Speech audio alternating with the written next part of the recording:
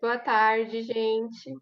Eu sou a Jéssica, sou estudante de Engenharia Civil na Escola Politécnica da USP e faço parte da organização da CETEC, que é a Semana Temática de Engenharia Civil lá da Poli. Primeiro, eu queria agradecer a presença de todo mundo aqui. E antes da palestra começar, eu queria lembrar vocês algumas coisas importantes. Primeiro, aqui no Facebook vocês vão encontrar o link para inscrição. Então, vocês podem se inscrever tanto na palestra que vai rolar agora, quanto nos próximos eventos da semana. Tá bem recheado. É muito importante se inscrever, porque a gente vai fazer vários sorteios de brindes. Se vocês estão acompanhando a CETEC, vocês já estão sabendo que tem muita coisa legal. E só quem se inscreveu que vai participar desse sorteio. Além disso, a gente tem o link aqui também do feedback. É importante que vocês respondam o feedback, tanto para a gente construir eventos cada vez melhores, tanto porque a gente usa o feedback também para o sorteio. Então, quem responde vai também participar do sorteio dos brindes. Além disso, a gente tem aqui o link para uma planilha, onde vocês podem colocar o nome de vocês, colocar o LinkedIn também. Esses eventos, como a CETEC, são muito bons para ampliar nossa rede de contato, então não esqueçam, coloquem lá. E, além disso, galera, eu quero lembrar vocês que depois que a palestra daqui finalizar, a gente vai disponibilizar o link onde vocês vão poder entrar e ter um contato maior com os palestrantes na sala do Zoom. Eu sei que ao longo da palestra vão surgindo dúvidas, então quem se sentir confortável pode mandar a dúvida pelo Facebook, no comentário da live. Quem preferir uma pergunta anônima, a gente deixou aqui o link do Slido ou o QR Code. Lá vocês podem fazer todas as perguntas que vocês quiserem, a gente vai filtrar e passar as perguntas aqui para os nossos palestrantes, tá? Não se esqueçam, viu, pessoal? Então, agora sim, é um prazer ter aqui o Igor e o Eric, que são duas pessoas que trabalham na Teto, que é uma organização incrível que está trabalhando no problema da habitação, um problema gritante no Brasil e no mundo. Assim que vocês quiserem começar. Boa, muito obrigado, Jéssica. Agradecer primeiramente a todo mundo que está nos ouvindo, que tirou um tempo para ouvir essa nossa fala. Agradecer a todo o convite, né? Eu sempre admiro muito as movimentações, as articulações estudantis. Eu sou formado há pouco tempo, sou graduado em arquitetura pela Unesp, mas hoje estou mais academicamente ligado à FAUSP. E, enfim, sou coordenador, sou de atuação territorial aqui na Teto em São Paulo. Enfim, vai ser um prazer também dividir esse espaço com o Eric, que é um super amigo e que vai se apresentar aí também. Fala pessoal, tudo bem? Obrigado pela presença de todo mundo aí, obrigado Jéssica, em nome de toda a CETEC. Eu sou o Eric, hoje dentro do Teto atuo como voluntário fixo, né, na coordenação de parcerias universitárias e faço poli também, né? Estou aí no último ano da engenharia de petróleo. Então é uma honra gigantesca para mim estar fazendo parte da CETEC, né? Baita de um evento todas as semanas de engenharia aí. Espero que a gente consiga compartilhar bastante informação com vocês, atrair o interesse de todo mundo para virar voluntário do Teto e vocês conhecerem um pouquinho mais do nosso trabalho. Bom, legal, obrigado, Eric. Acho que essa palestra tem um pouco do objetivo de não só apresentar a organização, mas também trazer vocês um pouco para a complexidade do problema, né, do problema social, como a Jéssica falou. Então, e falar um pouquinho de quieto, né, o que a gente está fazendo hoje, aonde a gente pretende chegar. Então, primeiro, a gente sempre traz alguns dados relacionados à dimensão da pobreza na América Latina, o tamanho do problema social que a gente está falando quando a gente fala de pobreza, né? O Teto hoje atua em 18 países territorialmente, então em toda a América Latina e Caribe, desde México até Uruguai, tendo no Brasil uma das atuações mais amplas territorialmente, né? Tem trabalhos de grande destaque também no Chile, que é a nossa matriz. Então, o Teto surge no Chile lá em 97, vem para o Brasil em torno de 2007, e está aqui no Brasil, então, já aos seus 13 anos. É uma instituição que foi se difundindo pelo restante da América Latina e hoje tem trabalho de bastante destaque no Chile, na Argentina, no Paraguai, no Uruguai, no Haiti. Então, cada país tem sua complexidade, né? O Teto trabalhava em El Salvador, trabalhava na Nicarágua com mais atuação, mas os conflitos políticos, geopolíticos e territoriais dificultam, às vezes, o trabalho passa a ser mais desafiador. É o caso da Venezuela, né, uma outra complexidade de pobreza, uma outra complexidade social. E aqui no Brasil, né, a gente está falando de um país que, em muitos índices, é o mais desigual do mundo, mas não é um país pobre. O Brasil é um país injusto. Então, isso é muito importante, né? A gente já bateu sexta, sétima economia do mundo e mesmo assim a gente tem índices de pobreza alarmantes, né? A América Latina como um todo tem um índice de pobreza alarmante. Você está falando aí que nem o slide mostra, de 104 milhões de pessoas vivendo em assentamentos precários como esse da foto. Bom, aqui no Brasil, você está falando de um quarto da população, basicamente, vivendo numa situação de extrema vulnerabilidade social. Ou seja, uma a cada 4 pessoas vive uma situação de extrema pobreza, né? Você tem, morando em favelas, quase 15 milhões de pessoas, segundo os dados oficiais. Você tem quase 45 milhões de pessoas com uma situação inadequada de moradia, e essa questão da pobreza, 52,5 milhões, está muito atrelada a uma questão de renda também, né? Mas é importante que a gente entenda que a pobreza não significa a pessoa que tem baixa renda. A pobreza é multidimensional. Então, a pobreza não significa que se você ganha R$ 2.000, você é uma pessoa não pobre. Ao passo que se você pode até ganhar um salário um pouquinho maior, mas você não tem acesso à água, você não tem acesso à educação, não tem acesso à saúde, então ao lazer, à cultura. Então todos esses instrumentos, toda essa estrutura cidadã, quando ela não chega à população, essas pessoas vão tendo cada vez mais dificuldade de se reproduzir como cidadão. Ou seja, você vai começando a ter um atraso nacional ao nível de gerações. Então, hoje você está falando de uma pessoa que mora em favela, ela vai estar 4, 5 gerações defasada em relação a mim, em relação a você que está nos assistindo. Então, se o seu pai conseguiu fazer uma universidade ou terminar o ensino médio, o seu pai, uma geração antes de você, está a 3 ou 4 gerações de uma pessoa na favela, que hoje tem dificuldade em acessar a escola, em acessar a creche. Então, esse é o rombo no Brasil que a gente vai construindo com a pobreza. Então, a pobreza é o principal fator de atraso de uma nação. E hoje o Brasil, sendo praticamente o país mais desigual do mundo, e a pobreza e a desigualdade andam muito juntas, a gente seja uma nação que não consegue ir para frente. Tem uma frase do Darcy Ribeiro que eu vejo com muita nitidez o Brasil que poderia ser, que há de ser, mas me dói o Brasil que é.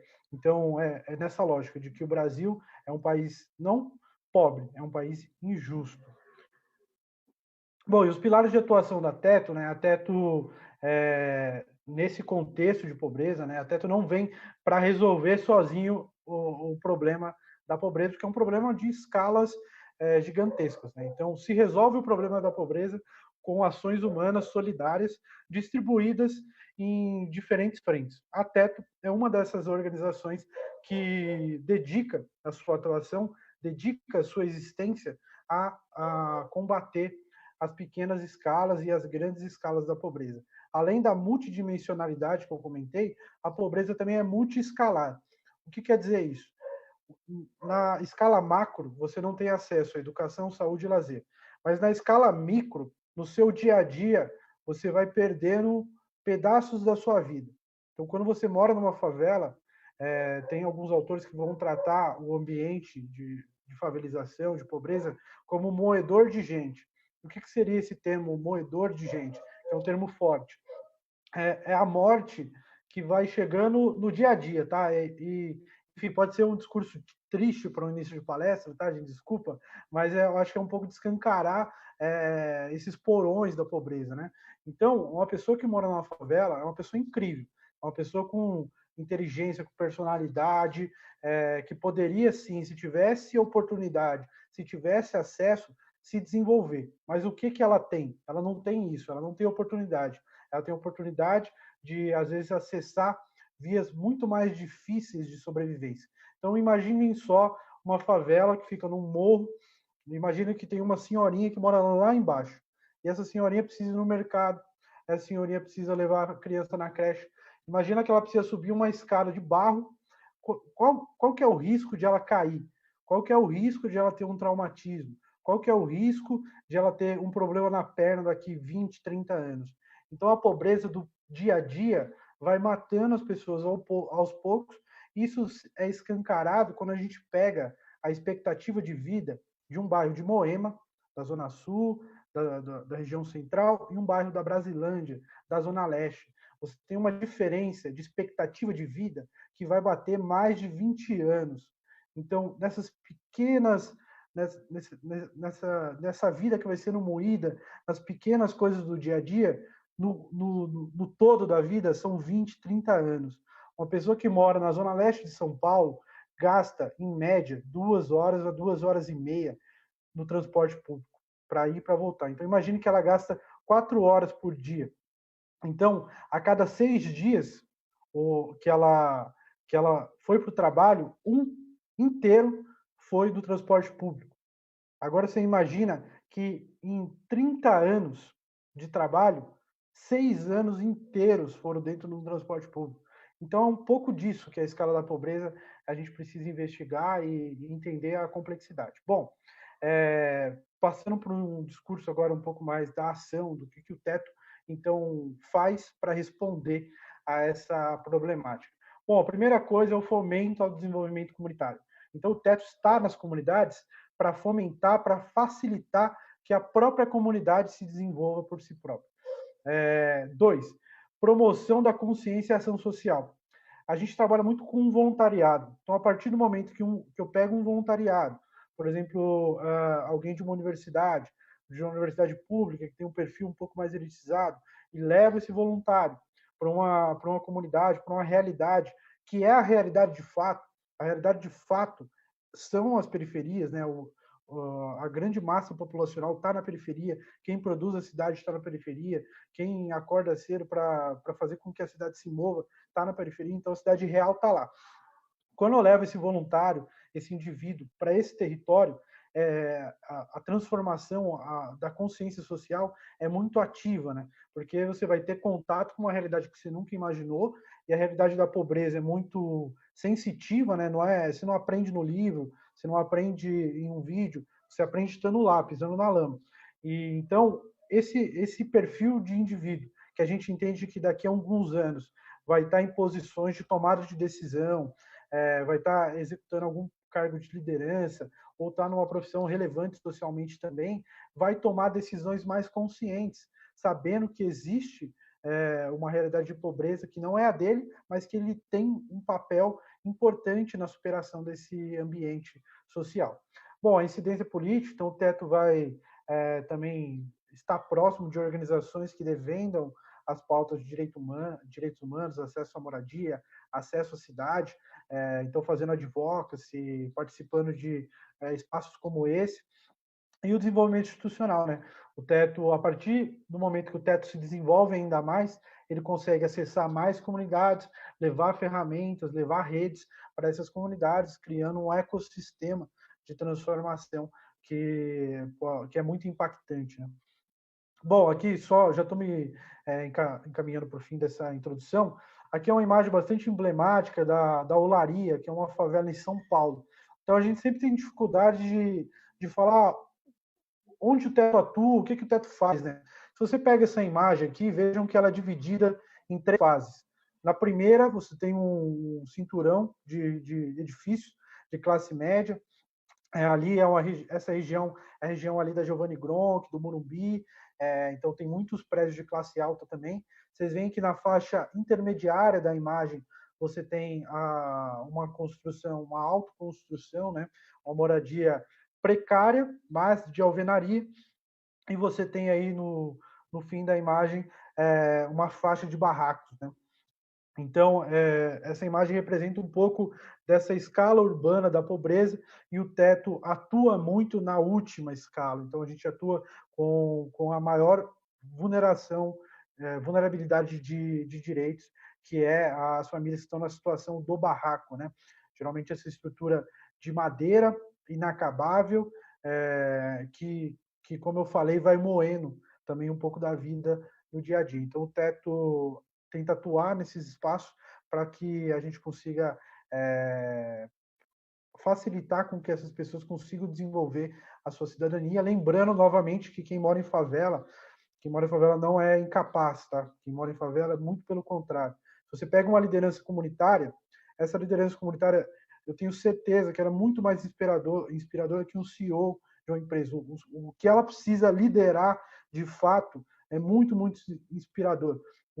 As características de uma liderança, de fato, você encontra numa liderança comunitária muito mais do que você encontra em um CEO. Bom, já falei aqui que o TED está em mais de 10 países, e agora eu vou passar aí para o Eric contar um pouco o que o TED está fazendo aí nesse contexto de Covid. Oi, Igor, valeu.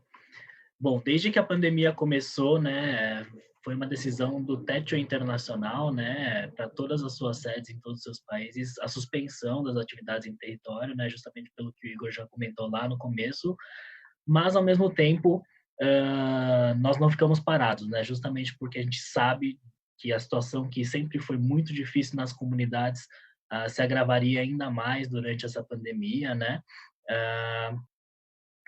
Então, justamente por conta da maior vulnerabilidade, do menor acesso à saúde, né? Às vezes o hospital é muito longe, e aí se você consegue chegar, ele está super lotado.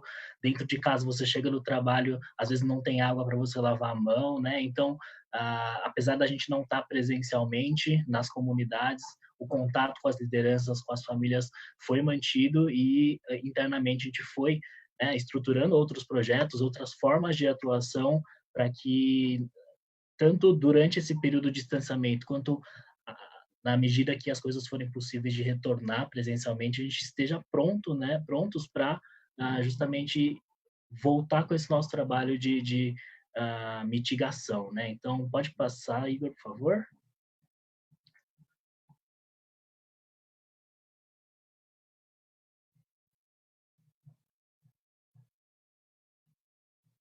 Beleza. Aqui a gente tem alguns depoimentos, né, de lideranças, de moradores, e é muito importante destacar que o Teto ele faz tudo sempre em conjunto, em diálogo com as comunidades, né? Todas as demandas são identificadas em conjunto, as soluções são debatidas em conjunto, né? Então, algumas das ações que a gente entrou teve a campanha por uma quarentena mais justa, que arrecadou aí R$525 mil, quase 526, e foi uma medida bem emergencial mesmo, né, de entrega de água, kits de higiene, cestas básicas, teve parcerias com empresas grandes aí que nos ajudaram com doações, né, e até hoje as comunidades com as quais a gente já trabalhava ainda estão recebendo algumas cestas aí, isso de certa forma ajudou um pouco, né, nessa emergência mesmo, de tantas pessoas que perderam seus empregos, não tinham dinheiro para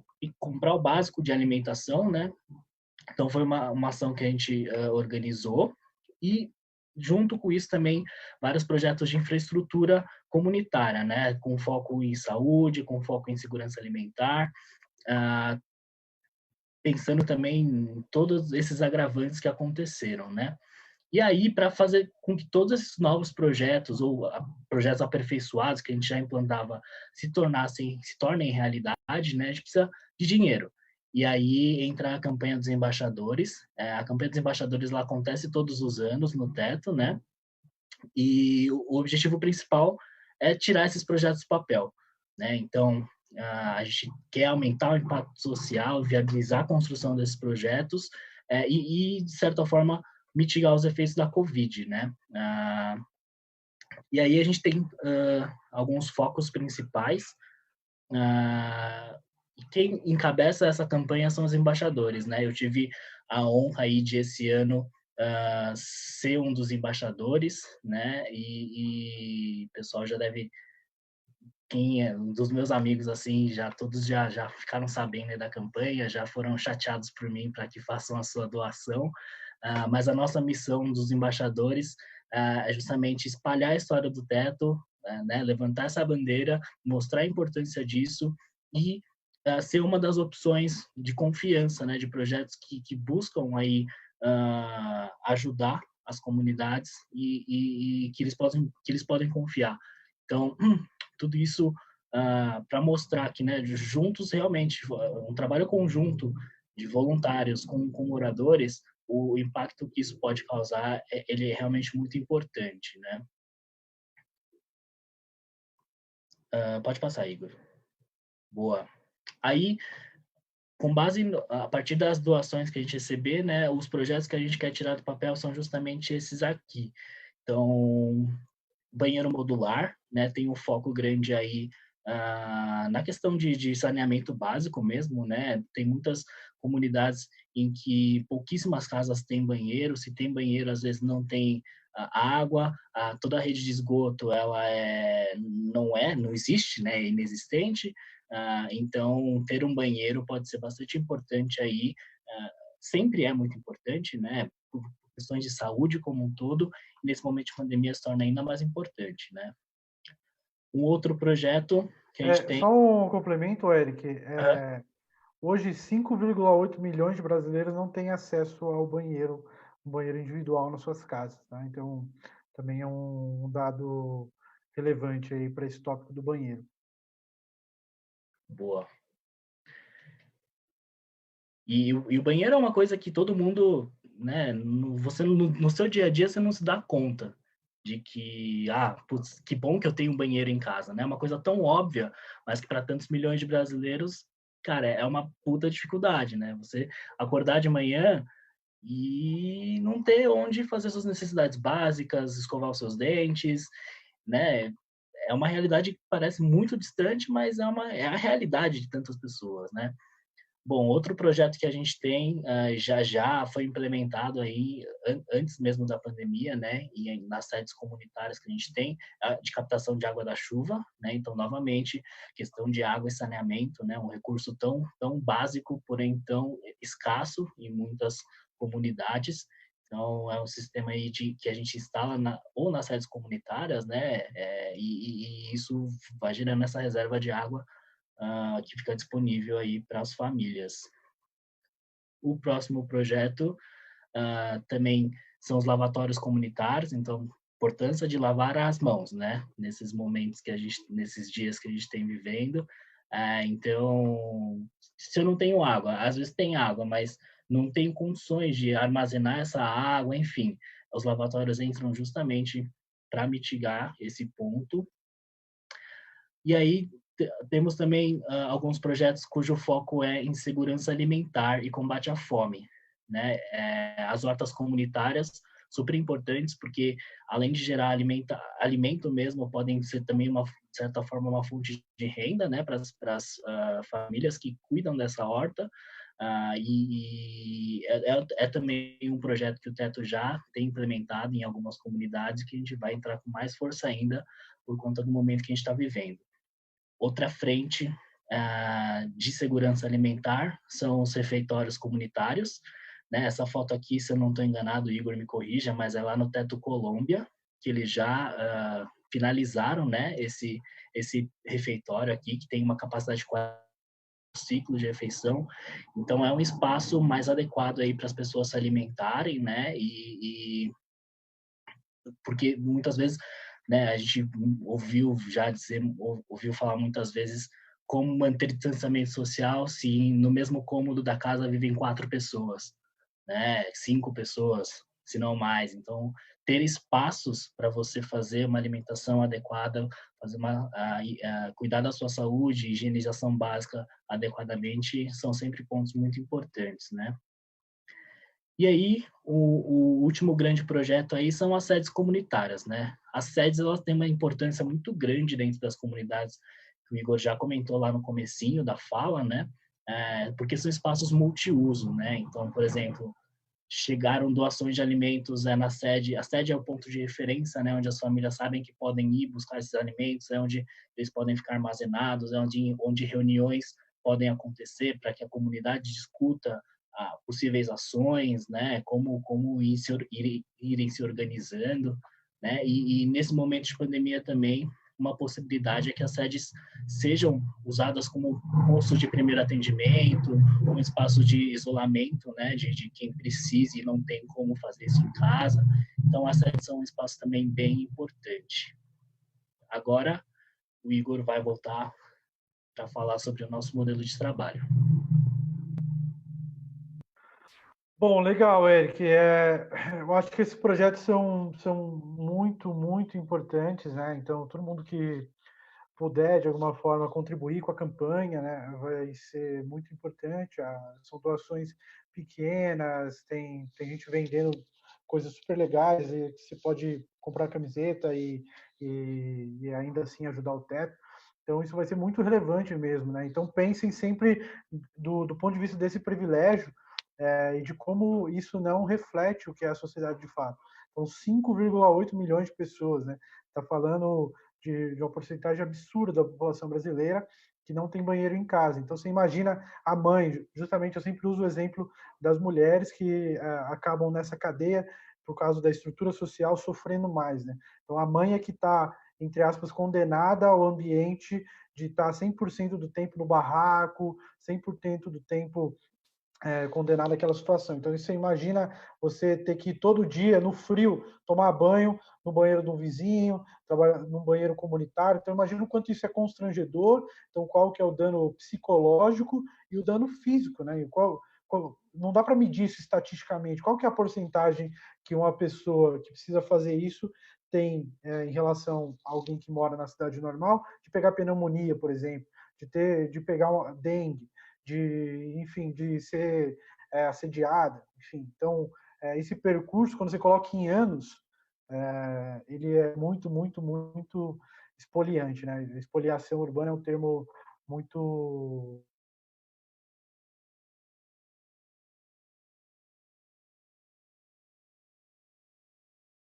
passo de trabalho e uma metodologia de trabalho que é muito reconhecida, né? Então, primeiro, a gente faz o diagnóstico das comunidades onde a gente atua. Esse diagnóstico a gente faz por mapeamento, né, georreferenciamento mesmo, então por Google Earth. A gente tem uma equipe de diagnóstico e mapeamento que é responsável por essa parte, por ditar os rumos de expansão do teto. Esse diagnóstico também pode ser feito pela própria liderança que vem até o teto e pede ajuda, pede para conhecer a comunidade, ou uma comunidade que o teto já atua, indica uma comunidade vizinha. Então, essas redes vão sendo construídas de forma orgânica também. A partir desse diagnóstico, a gente vai à comunidade, aplica uma ficha de visita. Nessa ficha, a gente vai elencar pontos relevantes de análise, então, tanto questões jurídicas, como questões sociais, como questões técnicas. Jurídico, porque o teto precisa conhecer a situação jurídica da comunidade para entender a que nível de intervenção a gente consegue fazer, ou que nível de apoio a gente pode dar. Em termos sociais, para entender se a situação de pobreza da comunidade se enquadra com o tipo de atuação que o teto tem, e uma questão técnica, porque alguns projetos só conseguem ser executados numa realidade técnica execuível, né? Então, tem determinados projetos que numa comunidade, dependendo de onde ela estiver implementada, a gente não conseguiria realizar. Então, a comunidade de palafitas, é muito difícil que você execute alguns projetos, né? Porque você está sob a água, sob esgoto, em costas muito íngremes, enfim. Então, uma série de precauções que a gente tem. Depois desse diagnóstico mais complexo, a gente faz uma assembleia de abertura na comunidade, explica o trabalho do teto, não só agora para as referências comunitárias, mas para toda a comunidade. A comunidade entendendo, abrindo as portas como um todo para o teto elenca uma equipe de voluntários que, junto com os moradores, vão formar uma mesa de trabalho. Então, essa mesa de trabalho é a formação de voluntário do teto com moradores da comunidade, e a partir disso eles vão se juntar para executar, para desenhar projetos. Então, nessa mesa de trabalho, vão acontecer diversas metodologias que a gente vai chamar de olhar participativo, de metodologias que vão fazer com que a comunidade desenvolva um olhar para o seu território e, a partir disso, consiga entender que projetos é bom para lá. Então, a gente começa, início, mesa de trabalho. Na mesa de trabalho, define que projeto cabe para a comunidade no momento, vai fazer uma ação, ou seja, vai construir as moradias, vai construir os projetos de infraestrutura, e depois a gente avalia em conjunto se deu certo, o que a gente pode melhorar para os próximos, enfim. Então, tem esse circuito sustentável de execução do projeto. Bom, e o projeto serve para quê na compreensão do teto, né? O projeto, no teto, o projeto de moradia e habitat, ele é ferramenta facilitadora para o objetivo final do teto na comunidade, que é o desenvolvimento comunitário. Então, o teto entende desenvolvimento comunitário quando a comunidade consegue fortalecer determinadas características que vão propiciar ela autogerir suas próprias ações. Então, a comunidade, a partir do momento que o teto vai facilitando com a sua metodologia, ela vai desenvolvendo capacidades que vão ser refletidas na própria luta por direitos desses moradores, né? Então, as capacidades que o teto acredita e desenvolve através dos projetos são identidade, organização, participação e trabalho em rede. Quando a gente consegue, através dos projetos, ir medindo, né? Então, a gente tem indicadores, a gente tem painéis de controle, é uma gestão de projeto complexa, uma gestão de projeto técnica mesmo, mas que tem como objetivo o desenvolvimento de uma questão muito subjetiva, que são identidades. Então, essas identidades, essas capacidades não surgem do nada, né? Então, o teto vai construir o seu conceito de atuação no território a partir de uma teoria, que é o conceito, na verdade, uma linha, uma corrente de pensamento, que é o capital social comunitário, que você vai encontrar em diferentes autores. Então, alguns autores vão chamar isso de conjunto de normas, de cooperação, outros vão chamar de objetivo comum, de interesses em comum, e aí o teto vai se sintetizar, vai fazer a sua própria leitura sobre esse capital social comunitário, que são as capacidades comunitárias. Não vou focar aqui no conceito, tá? Depois dá para ver esse vídeo, dá uma pausa e ler, mas vou focar aqui na dimensão, né? Então, o que é identidade para o teto? A gente coloca como pertencimento, confiança e solidariedade. Então, através do projeto, como que a gente consegue desenvolver esses pontos, né? Como desenvolver a identificação dos moradores com o território? Então, a gente usa uma metodologia de cartografia social, por exemplo, onde o morador, a gente imprime o mapa, leva, e os moradores começam a se identificar ali no território. Então, minha casa é aqui, meu filho, para ir para a escola, passa por essa viela. Então, eles vão mapeando e se entendendo dentro daquele território, e a relação de confiança também vai sendo construída. Qual que é essa relação de confiança? É muito difícil que eu me identifique com o meu bairro, né? Isso vale para todo mundo. Com o meu bairro, com onde eu moro, se eu não confio no meu vizinho, se eu não confio na pessoa que mora no fim da minha rua, se eu não confio com um fulano que passa na frente da minha casa. Então, quando você vai construindo isso, você desenvolve identidade. Organização e participação, que são coisas que andam muito juntas. Então, a capacidade que a comunidade tem de tomar uma decisão em conjunto. Então, numa assembleia, de uma forma democrática e participativa, que não é uma decisão imposta por um poder já pré-definido, mas sim uma participação em conjunto. Então, todas as comunidades têm suas disputas territoriais, assim como em qualquer lugar tem, né? Em qualquer lugar você tem forças políticas, forças territoriais que tomam algumas decisões, mas o objetivo, como comunidade, é possível tomar em conjunto? Sim, é. Então a gente tenta fortalecer isso.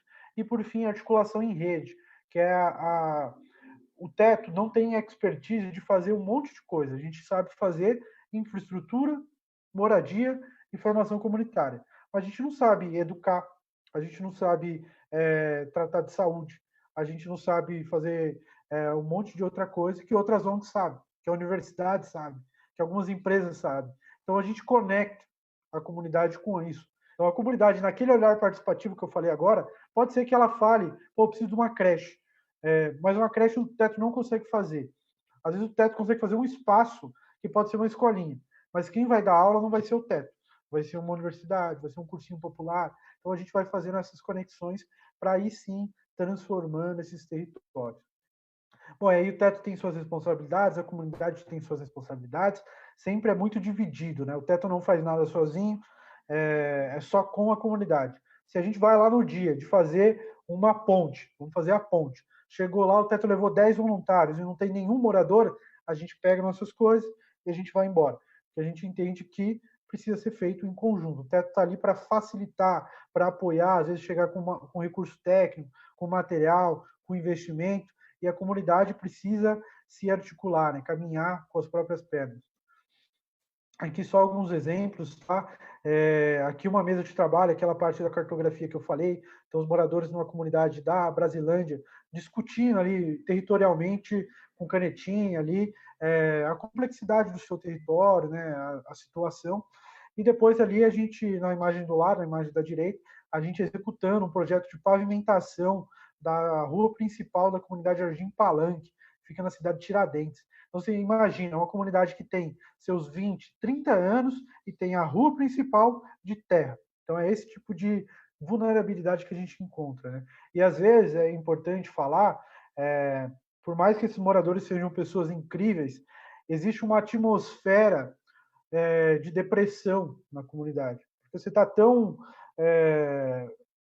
você está tão excluído, né? Você está tão oprimido, está tão pisado pela sociedade, que às vezes você tem mais dificuldade mesmo de se engajar em determinadas coisas. Então, você procura fugas, né? E às vezes essa fuga está na televisão, às vezes essa fuga está na droga, essa fuga que acontece também no condomínio, tá? Então, não é algo exclusivo da comunidade, né? Mas só que são essas fugas de realidade onde um ambiente tão oprimido tem sim essa atmosfera, né? Então, às vezes, esses 30 anos sem uma pavimentação, claro que o principal responsável por isso é o poder público, mas às vezes a comunidade não entendia quais caminhos ela podia seguir para poder, por si próprio, pavimentar. Então, o teto tenta estimular, fazer com que a comunidade reconheça o quão grandes eles são, o quão significativos, transformadores, inspiradores esses moradores são. Então, esse processo de empoderamento também. Bom, agora o Eric vai falar um pouco aí do programa das moradias também. Show. Agora, para os engenheiros civis aí, deve ser uma das partes mais curiosas, né, de ver como é que é a casa, né, do projeto Modelo do Teto. E a gente parte de algumas premissas sempre, né? Primeiro, as moradias emergenciais, elas são construídas em um fim de semana só, né? Em 2 dias a gente consegue colocar uma casa de pé, e tem alguns aspectos aí que são importantes da gente colocar, né? Primeiro, quem coloca a casa de pé são os próprios moradores, a própria família e os voluntários. Então, as técnicas, digamos assim, construtivas, elas são mais básicas, né? Porque no final das contas qualquer um consegue aprender, né? Com o tempo, a gente, óbvio, nas equipes de construção tem duplas ou trios de líderes que são mais capacitados, né? E outras questões que visam adaptar a casa em si ao terreno onde ela se encontra, né? Então, nessa primeira foto aí a gente vê a planta, mais ou menos, né, de como fica a casa. A gente tem essas 4 linhas aí de pilotis, que a gente chama, né, que são as estacas de madeira que vão ser a fundação mesmo da casa. São 12, dividido em 3 linhas. E esse é um ponto bastante importante, né, que os pilotis fazem com que a casa fique sempre elevada, né, alguns centímetros do solo, e isso evita problemas com umidade vindo da terra. Quando chove, a água consegue escoar por baixo. Essa distância, essa altura também ajuda, de certa forma, contra insetos e outras pragas, né? Então, a casa ser elevada é um ponto bastante importante. Depois que a gente puxa o perímetro, vê tudo direitinho, começa a colocar as fundações,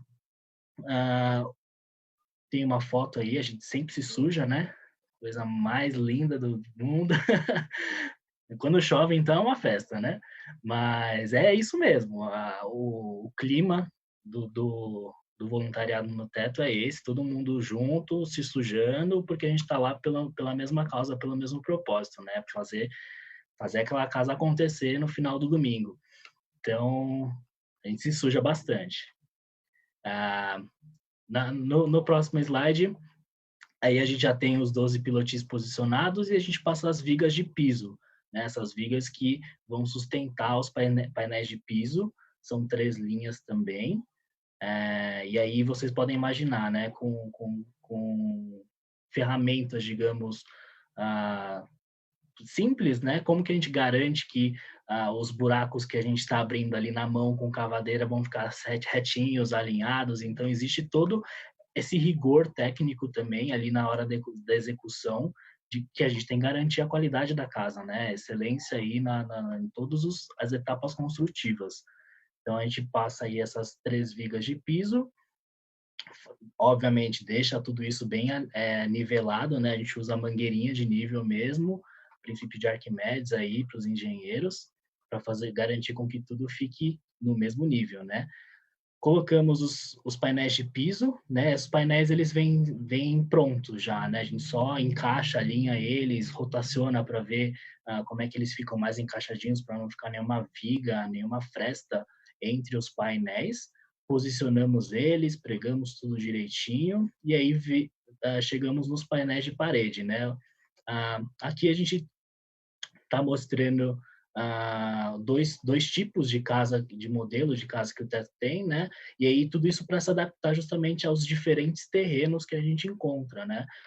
Por exemplo, a diferença principal nesses 2 tipos aqui é onde a porta está localizada, né? Uma na lateral e outra do outro lado, na frente, né? Tudo isso porque são terrenos dos mais diversos possíveis, a gente tem tamanhos diferentes de casa também, justamente para que esse aspecto técnico do tamanho do terreno não seja impeditivo da gente construir com aquela família, né? Se aquela família se encaixa em todos os critérios que a gente tem de vulnerabilidade, né? De necessidade mesmo daquela moradia, dentre tantas outras famílias que participam das enquetes de interesse, né? A gente faz de tudo para fazer aquela casa acontecer, né? Independente do tamanho do terreno.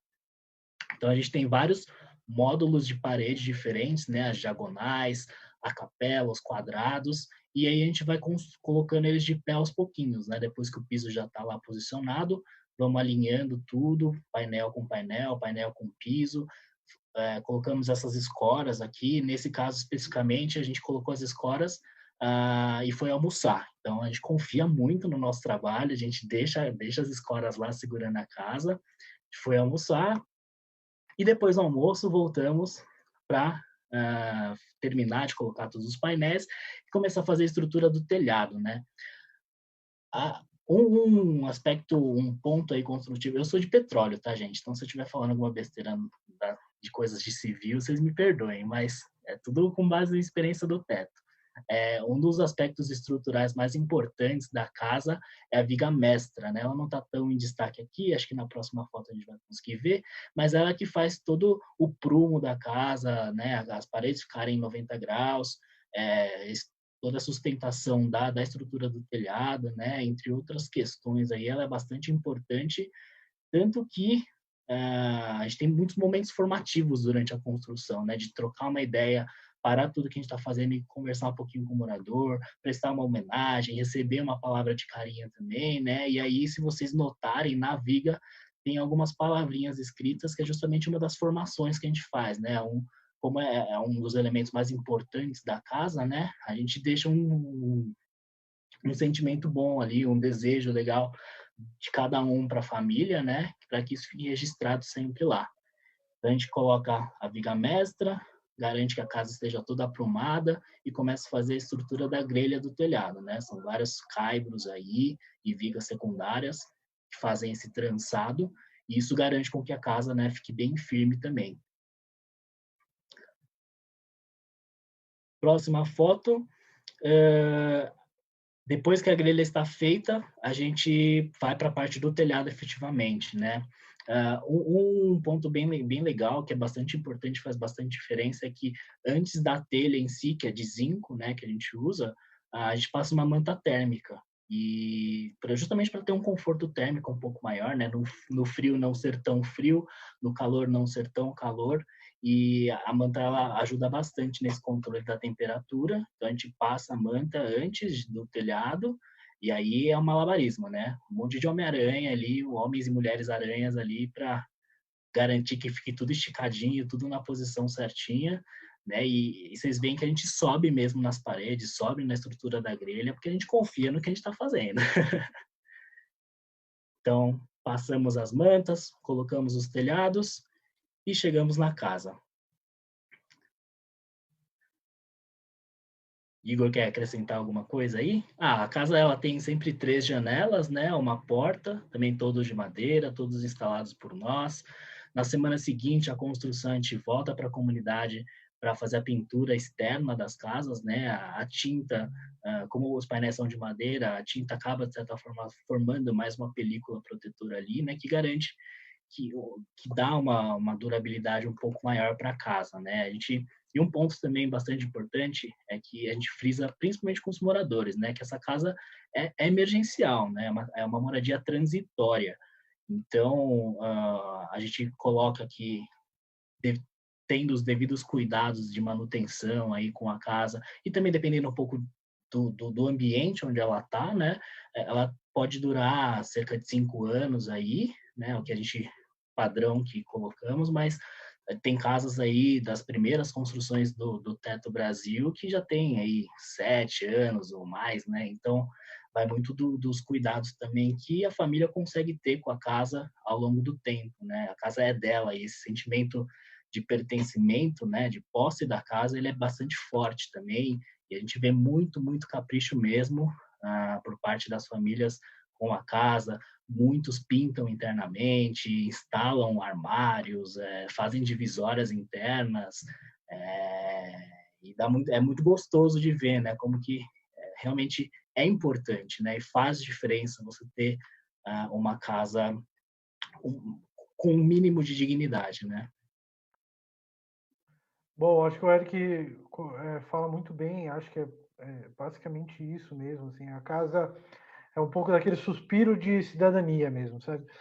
É muito difícil, por exemplo, eu tenho que ir no mercado, sabe? Mas só que a minha casa, se chover, eu perco tudo, sabe? Ou a minha casa não tem como eu fechar, é muito fácil de alguém arrombar, enfim. Se acontece alguma coisa, meu filho está lá dentro. Então, quando você tem uma casa minimamente mais segura, um pouco desse peso emocional aí você vai perdendo também. Às vezes uma casa, muitas moradias, barraco normal, não tem janela, né? Então, quando uma casa do teto tem no mínimo 3, né?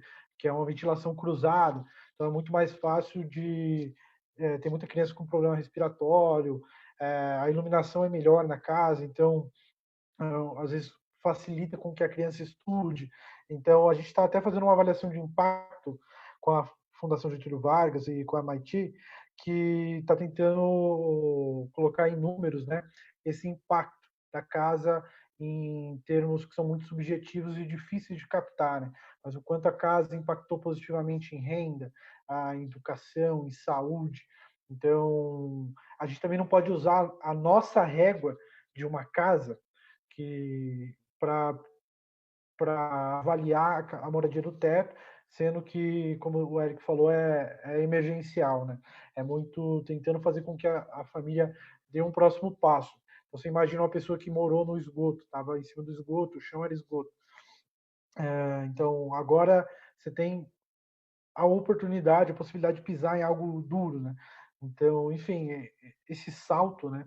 Às vezes para a gente pode parecer pequeno, mas na escala comunitária, na escala local, é um salto muito significativo. E aí, só complementando também o que o Eric falou, a gente seleciona as famílias que vão receber a casa a partir de um critério de designação, né? A gente faz um cadastro, enfim, e faz uma seleção conjunta também, baseado em vulnerabilidade e estatística também. Só compartilhando um pouquinho também de coisas que das trocas que a gente tem com os moradores, né? Teve uma construção em que a moradora ela disse que uma das coisas que ela mais teve gosto de fazer depois que construiu a casa com o teto foi passar a vassoura e o pano no chão, sabe? Então imagina, uma coisa que pra gente é uma obrigação, é um peso, né? Ter que limpar a casa, ter que passar um pano no chão para tirar a poeira. Ela não conseguia fazer isso antes, porque ela morava num chão de terra batida. Então, poder passar um pano, poder limpar o chão da casa dela foi uma das coisas que ela mais teve gosto de fazer depois de ter construído a casa. Então, é mais uma forma de entender qual é essa realidade, sabe? Que pra gente, às vezes, é muito distante, mas está do nosso lado.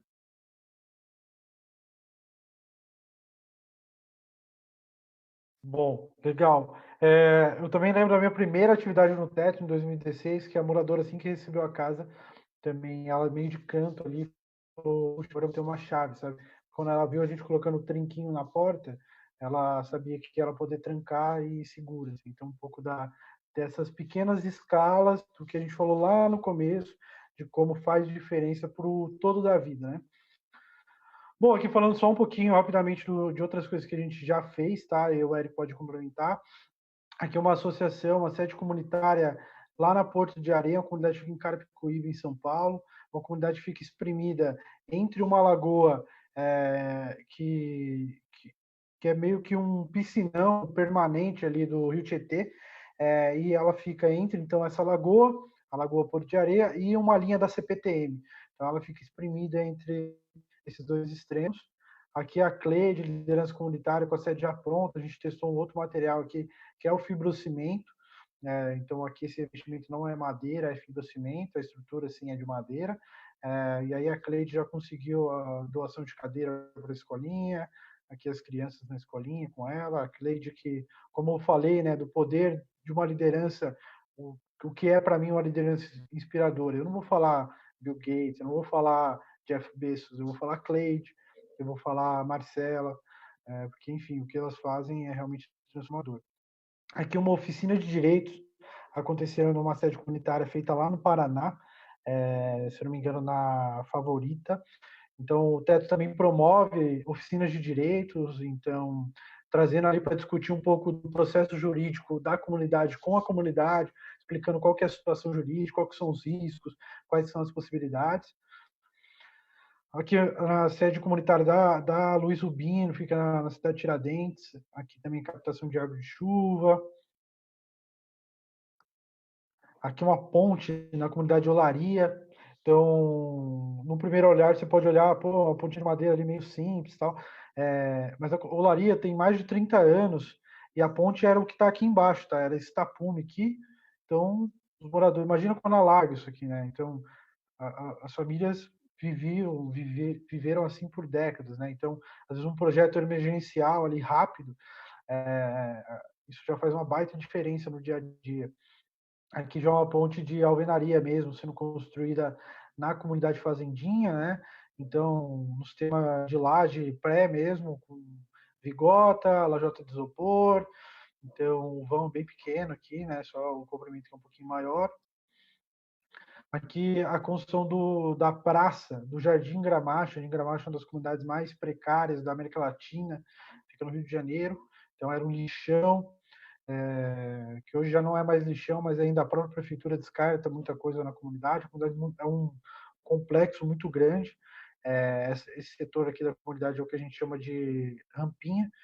E aqui o Tiago, que é uma referência comunitária, instruindo os demais moradores sobre como que ia ficar o projeto da praça. Aqui o Teto também faz muito levantamento de dados, né? A gente tem um evento que chama ECO, que é como se fosse um censo que a gente faz com as favelas. Aqui é um exemplo de um levantamento de dados que foi feito no Peru. Então, o Teto contribuindo muito com esse papel aí no apoio à política pública, por exemplo. Então, na Argentina, o Teto mapeou todos os assentamentos precários da Argentina e o levantamento do Teto foi um levantamento utilizado nas políticas públicas de habitação. Então, aqui também no caso do Peru, então aí você levanta dados que são alarmantes, né? 9 a cada 10 assentamentos, as famílias não têm acesso à rede de saneamento e água potável. Aqui é uma moradia, a vivenda semídia, que a gente chama, uma vivenda transitória. Semídia é semente em espanhol, então é como se ela fosse uma semente mesmo, né? Então essa, essa vedação, né, que aqui também é fibrocimento, pode ser substituída por alguma alvenaria, por algum outro elemento, caso o morador vá progredindo assim, em acesso à renda, por exemplo. Aqui é uma moradia definitiva lá no Haiti. Então, o Haiti tem um problema logístico, né? O estado de guerra ali civil, a catástrofe natural, dificultou muito as vias de acesso a determinados territórios no Haiti. Então, você trabalhou muito com material local, né? Então, aí você conseguiu fazer essas habitações definitivas de pedra, banheiro seco. Aqui já um conjunto habitacional de moradia definitiva no Chile. Então, enfim, é os passos que a gente vai dando para conseguir chegar também em alguns passos. Então, só também fazendo um call to action para divulguem o trabalho, tá? Na rede social, entre no perfil do Eric, lá no Facebook, no Instagram. Ele está, como disse, na campanha dos embaixadores. Essa campanha é fundamental para o teto, em termos de sustentabilidade financeira e de impacto social. Então, contribua, sim, a contribuição tímida, provavelmente, já vai ser muito, muito, muito útil para a gente, assim, é realmente transformador o papel de que cada um fazendo um pouquinho, né? Então, pequenas pessoas em pequenos lugares fazendo pequenas coisas podem mudar o mundo mesmo. Bom, aqui é um pouco de quem confia no nosso trabalho, né? Então, muita gente relevante mesmo, né? A Gerdau nos ajuda muito, um destaque que a gente sempre faz, a Marte Madeiras é quem produz os painéis. Então, assim, a Marte é muito responsável pelo impacto que a gente faz também, a Gol Azul, enfim, muita gente que atua como parceria estratégica. Então a Gol e a Azul, muito nas passagens aéreas, contractor, então sistema de preenchimento de contratos online, e aí outras parcerias que vão ajudar ali com materiais, com recursos diretamente aportados nos nossos fundos também. Enfim, fica esse convite de pisem na lama, assim, né? Vocês não vão entender a complexidade da atuação profissional mesmo, né? Eu acho que é difícil que tenha um ambiente mais adverso do que a pobreza para você crescer profissionalmente, para você saber resolver crise, para você pensar como que você pensa um muro de arrimo num mega desnível de uma encosta de morro na favela, né? Então, pensar ali num condomínio é muito mais tranquilo. Pensar com todos os recursos técnicos é muito mais tranquilo. Mas o desafio de pensar num ambiente tão adverso, sem apoio, sem recurso, confiando um no outro, é muito diferente. A pobreza você não aprende no livro, você não aprende vendo vídeo na internet, você não aprende vendo essa palestra aqui. Você aprende sentindo o cheiro, ouvindo o barulho, olhando no olho das mães, das pessoas. Então, sempre lembre das mães, lembra do povo. A mãe tem que ficar 24 horas no barraco com seu filho. Então, tem história que você vai bater o olho. Teve uma história de uma moça na Capadócia que ela já não dormia mais porque o barraco estava quase caindo, então ele fazia muito barulho de noite, então ela ficava com medo de cair. Tinha tido um incêndio recentemente, então o que ela fazia? Ela deixava a porta da casa aberta de noite, dormia abraçada com o filho e ficava acordada, ouvindo os barulhos, para se caso a casa fosse cair, ela teria tempo de pelo menos sair pela porta. Então é esse tipo de realidade que a gente está falando quando a gente está falando de pobreza extrema no Brasil. Então, fica esse compromisso, pisem na lama, e se o Eric quiser complementar, mas é isso, fica aí nosso contato, a gente fica 100% disponível para bater um papo.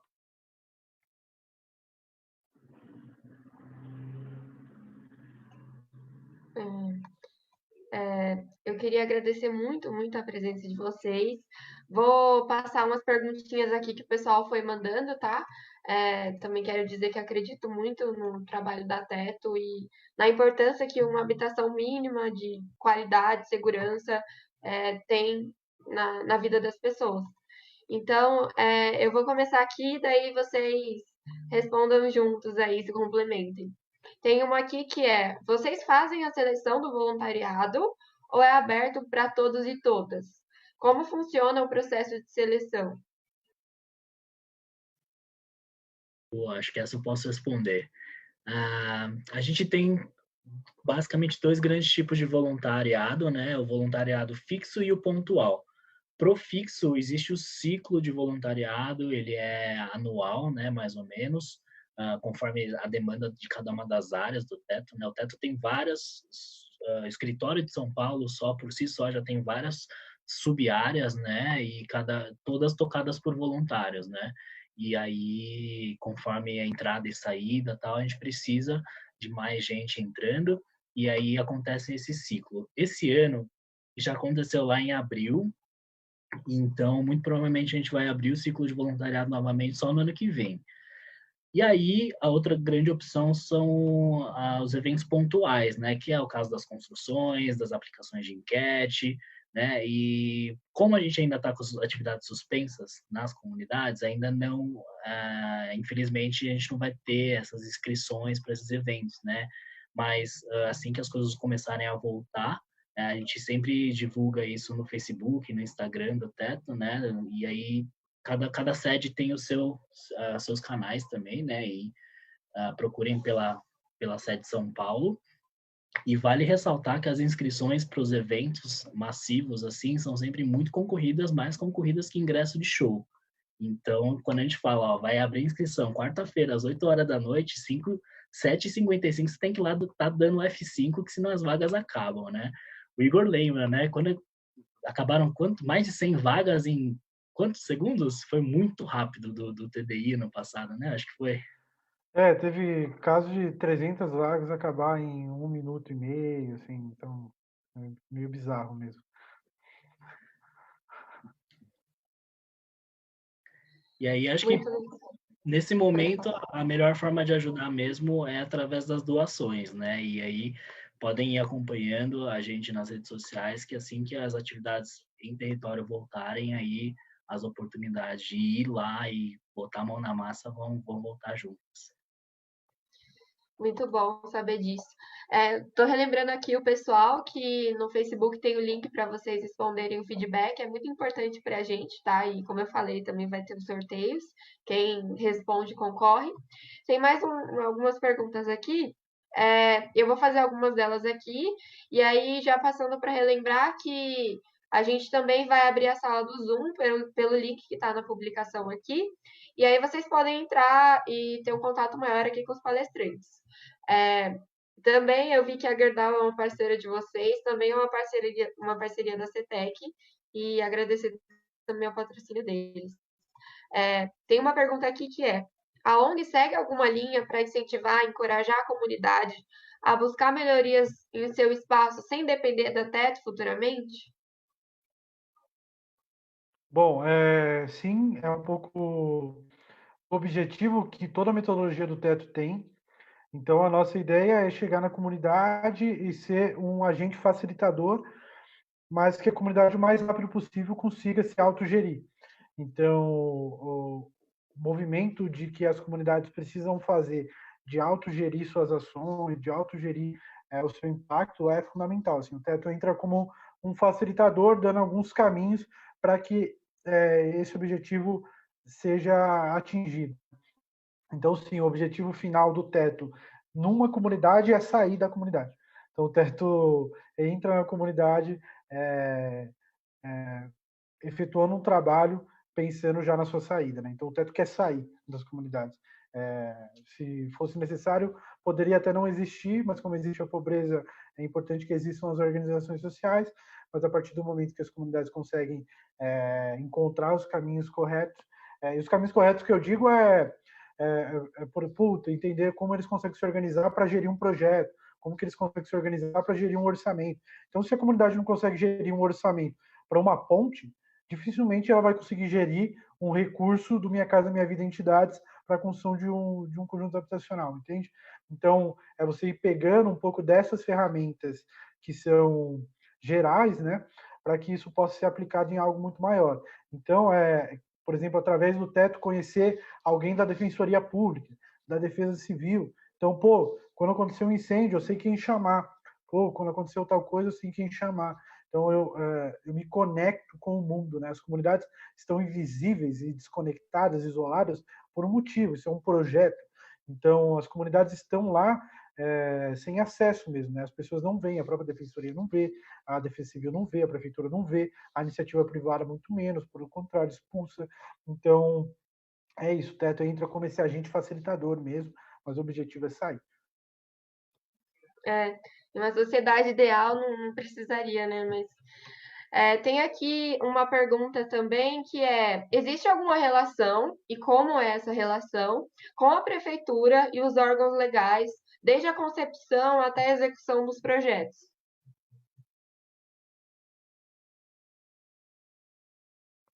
Bom, o Érico pode complementar se quiser. Ainda é muito tímida essa relação com o poder público.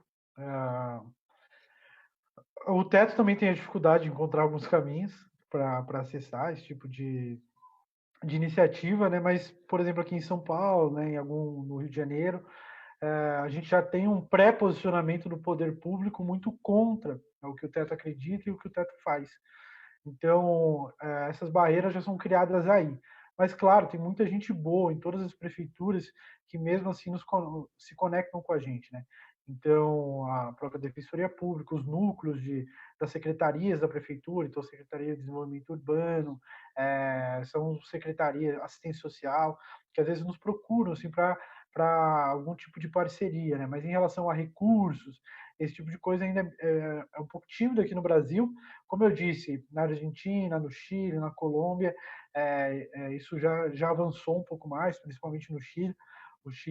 O Teto Chile já opera programa de habitação de interesse social, então que seria um paralelo com Minha Casa Minha Vida aqui, por exemplo. Então, o Teto como um assessor técnico mesmo ali que vai operar o mutirão, enfim, a construção. O que aqui no Brasil ainda não acontece, né? Uma que esse tipo de linha progressista de superação da pobreza, de acesso à infraestrutura urbana cidadã, são políticas públicas que ainda precisam avançar muito no Brasil. Então, a política de habitação, a política de assessoria, de desenvolvimento urbano, são todas essas políticas que precisam avançar muito. Tem legislação para isso, a legislação só não é aplicada. É aplicado quando quer remover a comunidade, mas só tem lei de assessoria técnica, tem a Constituição, tem a Lei 6766 de 1979, tem o Estatuto da Cidade, tem infinitas leis que garantem o acesso à infraestrutura cidadã para todas as famílias. Mas aí, infelizmente, só é aplicada quando interessa aquilo que não é público, porque o público é para o povo e o interesse público fica muito de lado nas decisões políticas de alguns anos para cá.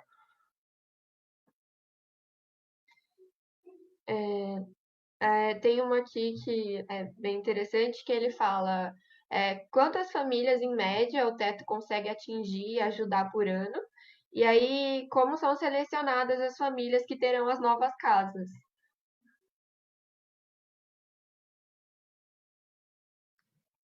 Show. Por ano, a gente eu não sei nem se a gente consegue mensurar, né? Porque são muitos eventos diferentes em muitas comunidades diferentes e famílias que são mobilizadas direta ou indiretamente, né? Então, por exemplo, na construção, no dia em que chegam todos os materiais e ferramentas, a gente pede ajuda da comunidade inteira para ajudar a descarregar, né? Mas por um outro lado, por exemplo, nas aplicações de enquete, né, a gente faz um censo da comunidade. O censo pega a população toda, né? Então, nesse caso, todas as populações, todas as famílias são contempladas, né? Então, acho que trazendo alguns números assim, acho que num ano assim a gente faz o quê? Umas 6 construções, né, Igor?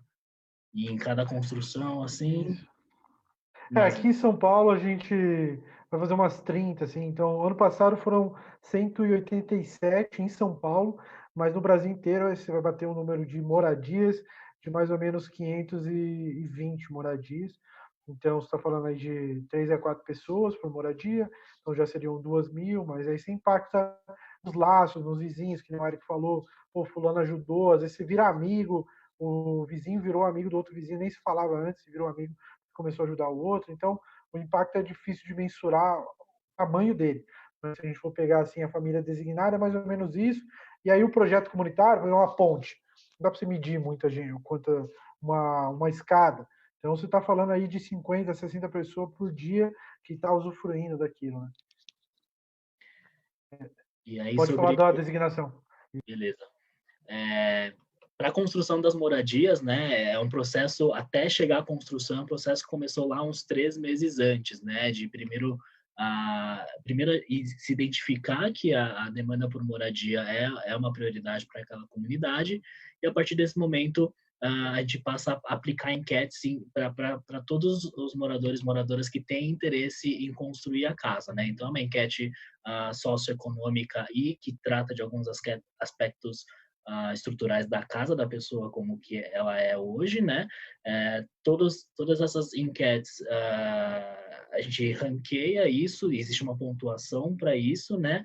E fazemos a deliberação, né? Juntamente com a liderança comunitária para validar todas as informações que foram fornecidas nas enquetes, né? Porque é uma situação que é bastante complicado, né? Porque você pede licença, entra na casa da pessoa para colher uma série de informações bastante pessoais, né? E às vezes a pessoa se sente desconfortável de falar, às vezes até a verdade, né? Então a gente tem esse cuidado de validar essas informações com a liderança comunitária e aí selecionamos as famílias que estão, né, numa situação de vulnerabilidade maior, que tem, por exemplo, alguém mais idoso ou com alguma deficiência, com uma mãe solteira, né, com filhos para cuidar. Então, tem vários critérios que a gente utiliza e a partir do momento que as famílias são selecionadas, né, vai todo um processo de acompanhamento aí para justamente criar esse laço, né, de confiança com as famílias, para que no momento, quando o final de semana da construção chegar, esteja todo mundo na mesma sintonia, né, todo mundo já com essa troca legal entre voluntários, entre moradores, para que tudo aconteça, que a construção flua muito bem, né? É bacana. Tem umas aqui que eu acho que é mais pessoal de civil e arquitetura, que como é feita a parte de saneamento das casas oferecidas pela TET. Bom, esse é um tópico bastante importante. Vocês devem ter percebido que ali na moradia não está equacionado o módulo de banheiro. Bom, as comunidades todas passam por alguma situação jurídica, fundiária, que também atrasa e também dificulta o avanço do trabalho. Então, por exemplo, o Teto não consegue hoje, no Brasil, fazer um mutirão de moradia definitiva. Então, a gente não consegue fazer um mutirão de moradia definitiva numa comunidade, porque provavelmente você vai ter uma pressão do poder público para remover aquele espaço. Então, a moradia de emergência, ela é um argumento jurídico até para que a gente consiga realizar o mutirão. Porque se chegar a polícia, o poder público, a gente pode falar, não, a moradia que é modular, é fácil de remover, enfim, não está consolidando a favela, né? Esse é o argumento que o Poder Judiciário vai usar. Bom, em relação ao banheiro, todas as comunidades, por estar nessa condição jurídica, ou a maioria delas, não têm o acesso a esgoto e a água legalizado, e nem a iluminação elétrica. Então, o Teto tem muita dificuldade, tem ainda muita dificuldade de adaptar um módulo que seja padrão suficiente para ser aplicado em qualquer comunidade.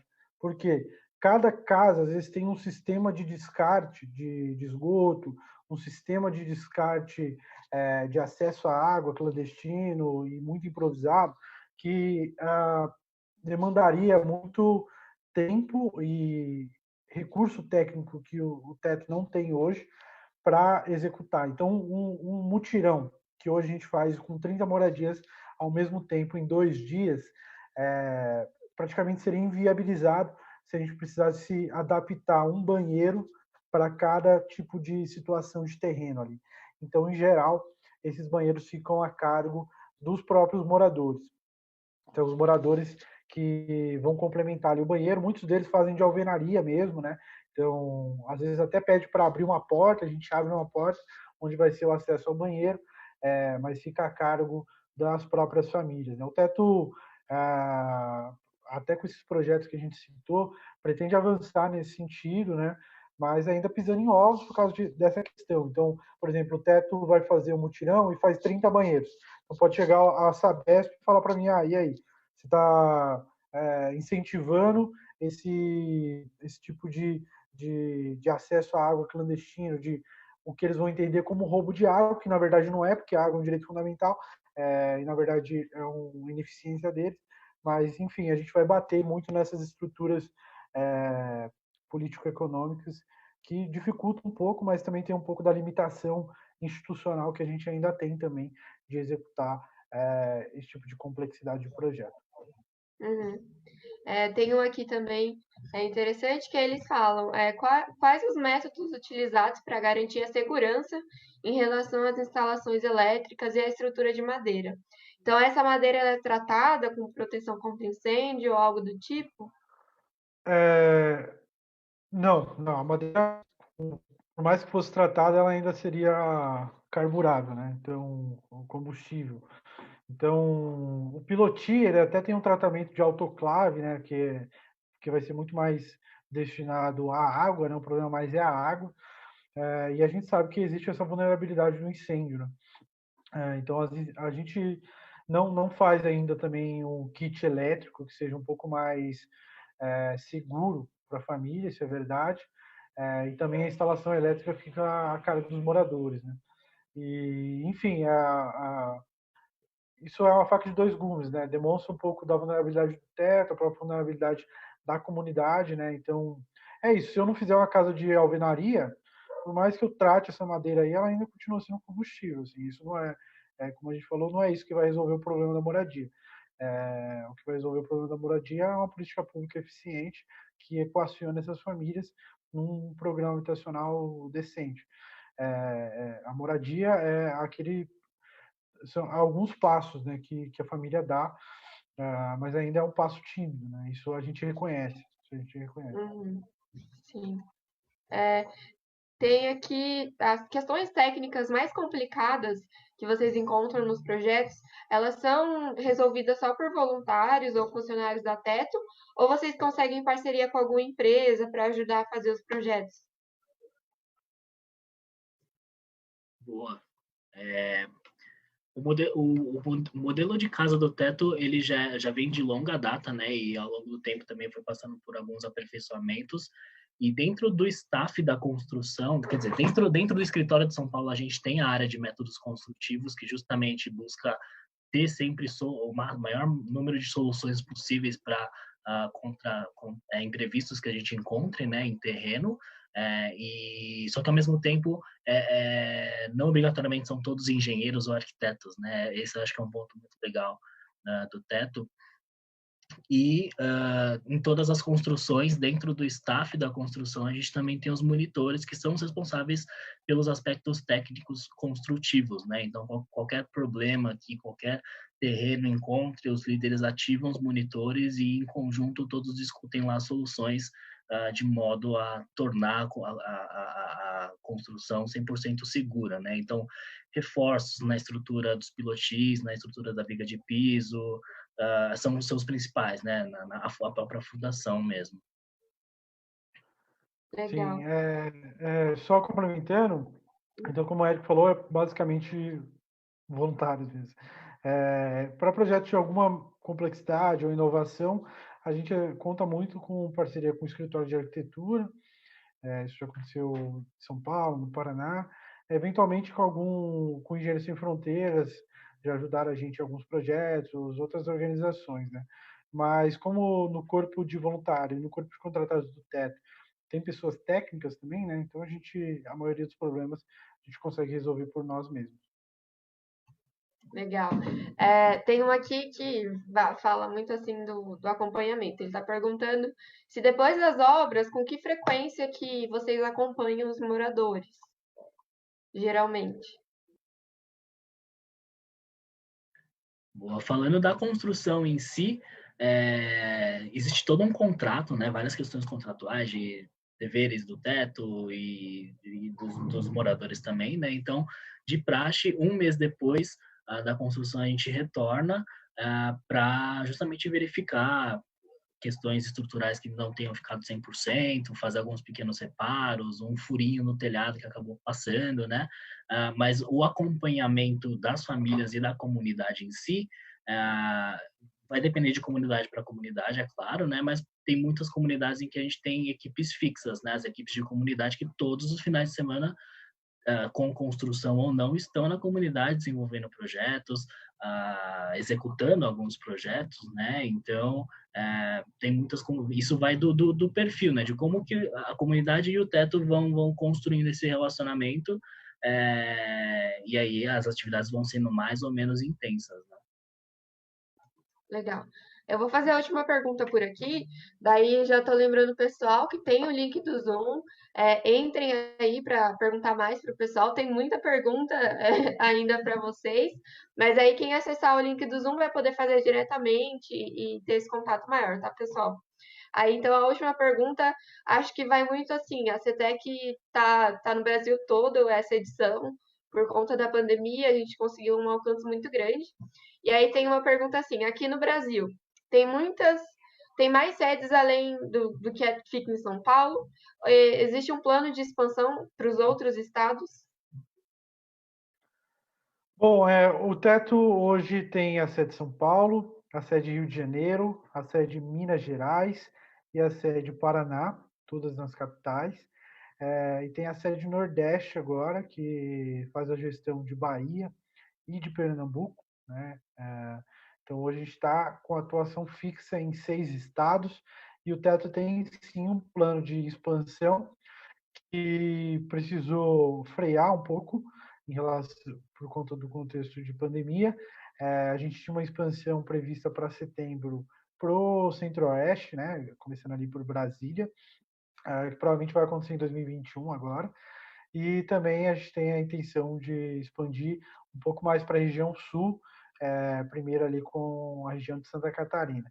Então, a princípio, são esses planos de expansão ali para a região centro-oeste, um pouco mais para a região sul, para conseguir ir criando braços mesmo de atuação para facilitar essa gestão. Então, a partir do momento que a gente vai indo para Pernambuco, facilita com que a gente também suba para o resto do Nordeste, talvez região Norte, Centro-Oeste ali, estar em Brasília também tem outros significados, não só de atuação territorial.